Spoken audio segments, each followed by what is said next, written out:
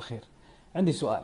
إذا حجزت فندق والحجز هذا غير مسترد، لكن قبل السفر صار لك ظرف ما عاد تقدر تسافر، والحجز غير مسترد، وش السويت؟ أول شيء اللي لازم نعرفه ونقتنع فيه أن الفندق غير ملزم أنه يكنسل الحجز بدون الفلوس. يعني أنت بما أنك حجزت الموقع أو حجزت عن طريقه مباشرة فيعتبر هذا عقد إلكتروني وأنت وافقت عليه. لكن في حلول، خلونا نعرف وش هي.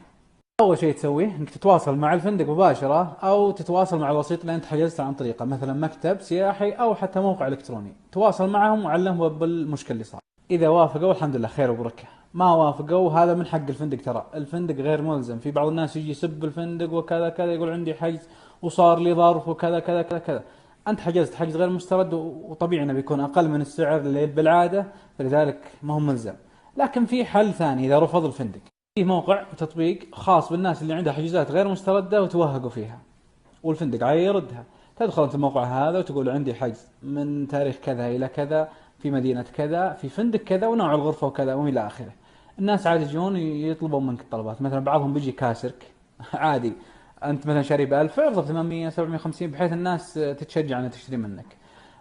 بحط لكم التطبيق هذا مميز، احفظه عندك، ممكن تحتاجه يوم من الايام. قبل ما اعطيكم اسم التطبيق، حتى وانت ما عندك حجز، مثلا انا بسافر لدبي مثلا، ادخل على التطبيق هذا اشوف اذا فيه ناس عارضين حجوزات غير مستردة لهم، فابحث واناقشهم بالاسعار والى اخره. يمكن اخذ سعر افضل من بوكينج وافضل من فندق وافضل من اي مكان ثاني، لانه بالعربي في شخص توهق ويبي اي يبيعه باي مبلغ.